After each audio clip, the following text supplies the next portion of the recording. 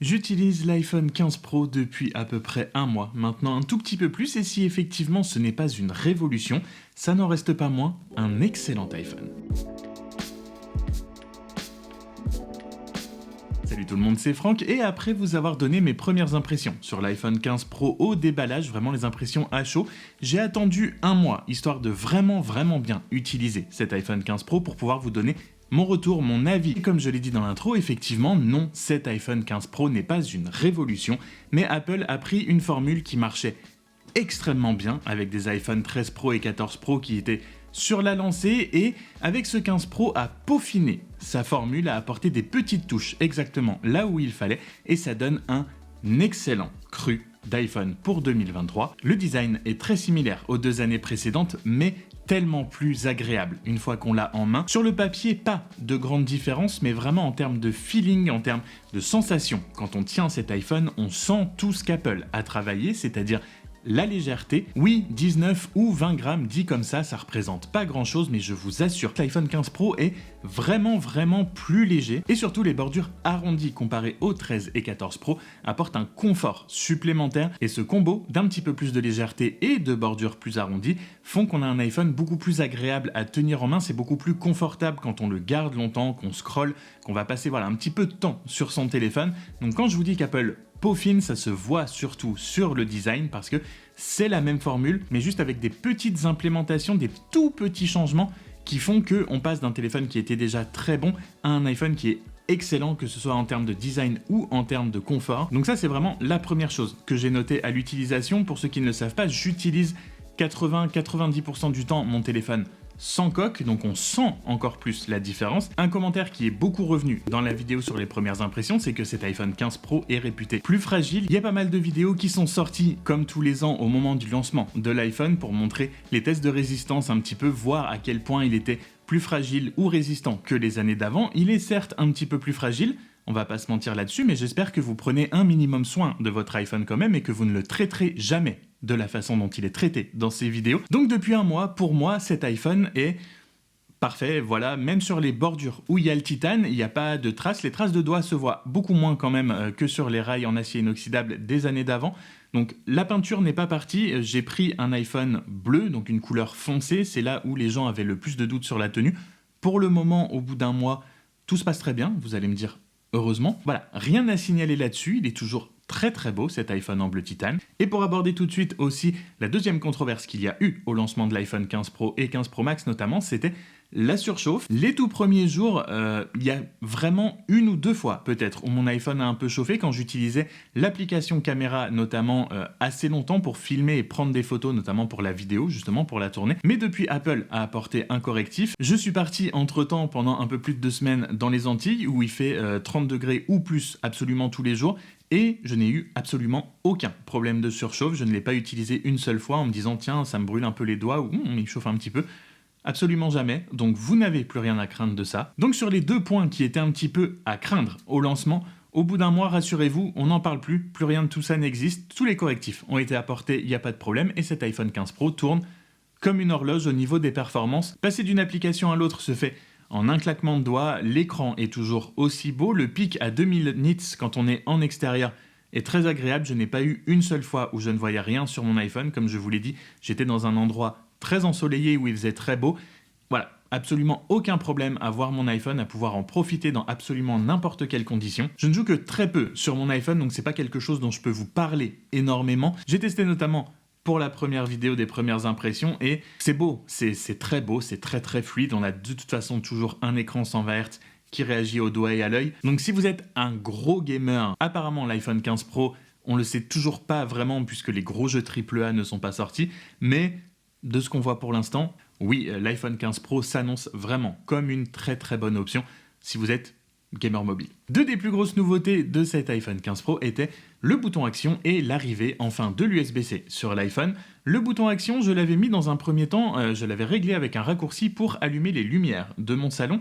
Ce raccourci a fonctionné quelques jours.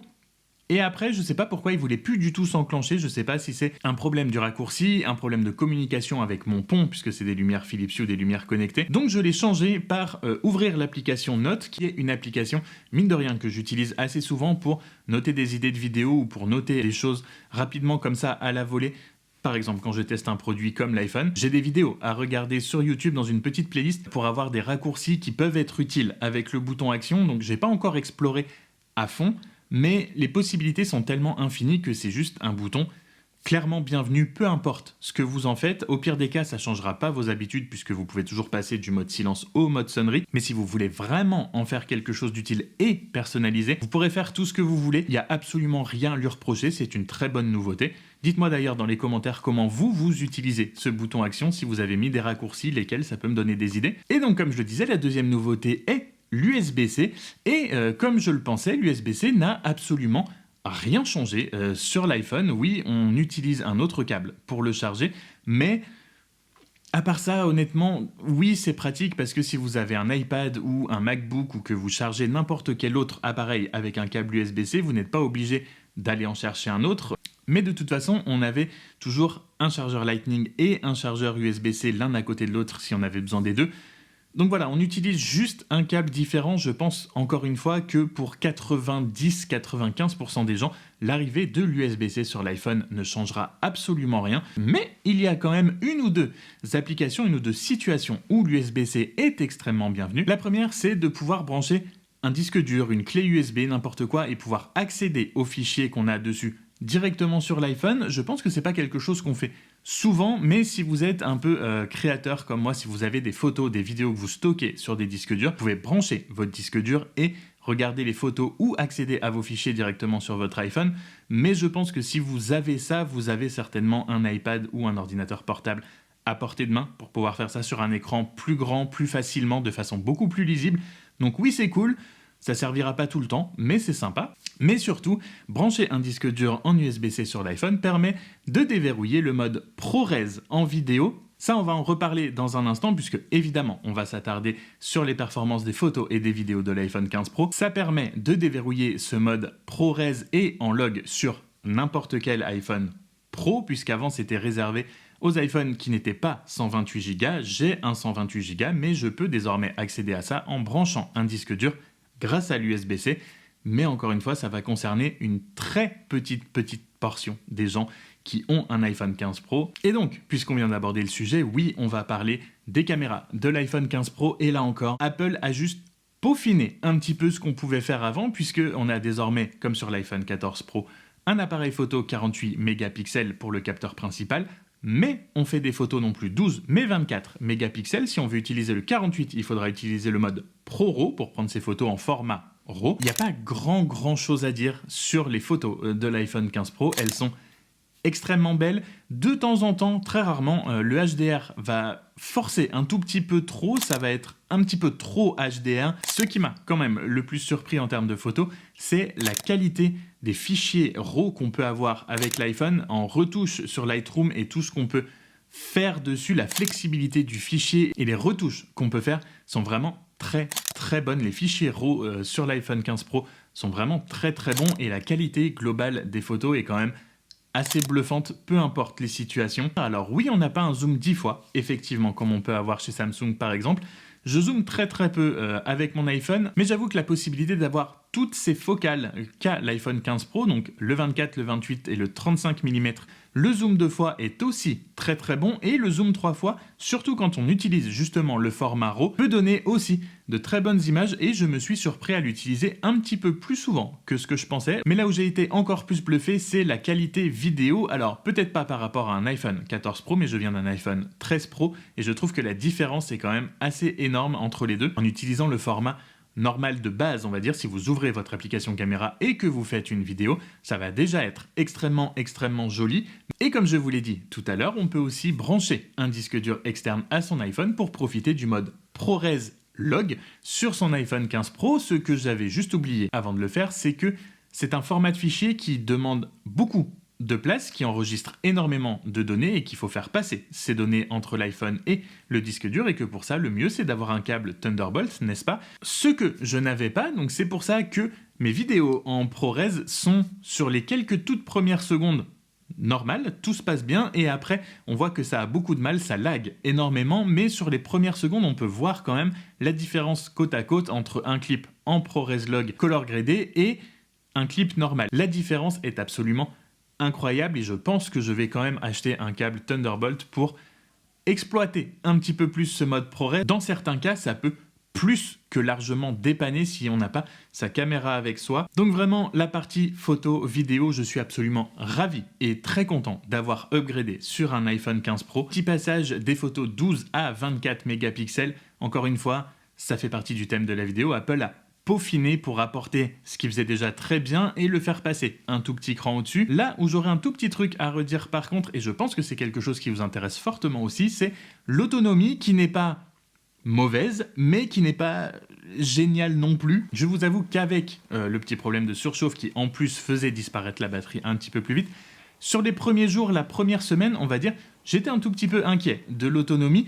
Mais encore une fois, avec la mise à jour apportée par Apple et le petit temps de calibration de la batterie pour s'habituer un petit peu à l'utilisation, etc., maintenant, je fais la journée facilement, c'est la moindre des choses, certes. Je charge en général mon téléphone entre 80 et 90% et je le remets à charger quand il est entre 10 et 20.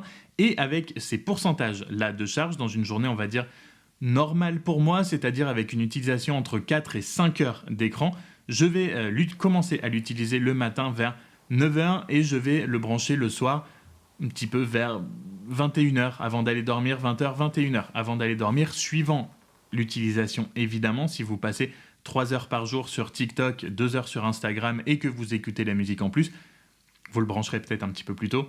Mais en termes d'autonomie, voilà, c'est ni mauvais ni génial, ça vous fera la journée, c'est voilà, dans la moyenne de ce qu'on attend d'un smartphone, on va dire, même si plus ça va, plus on attend d'avoir des batteries qui durent plus longtemps, une autonomie encore plus grande. Il faudra se satisfaire d'une journée avec l'iPhone 15 Pro. Donc voilà, pour résumer mon expérience d'un mois avec l'iPhone 15 Pro, c'est un très joli téléphone. Visuellement, physiquement, c'est un très bel objet. Les bordures plus fines sur l'écran sont très agréables. Les bordures arrondies et la petite légèreté apportée grâce au titane sont très très appréciables. Niveau performance et vitesse, on ne peut pas attendre grand chose de plus. Il fera absolument tout ce que vous lui demandez extrêmement rapidement, tout se fera, comme je l'ai dit, en un clin d'œil. Les photos et les vidéos, on s'est assez étalé là-dessus, je pense que vous avez compris que j'étais extrêmement satisfait là-dessus.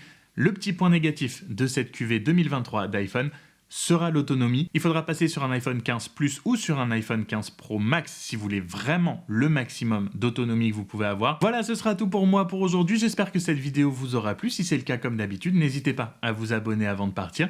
Sur ce, prenez soin de vous et comme d'habitude, on se retrouve très vite dans une prochaine vidéo. Salut!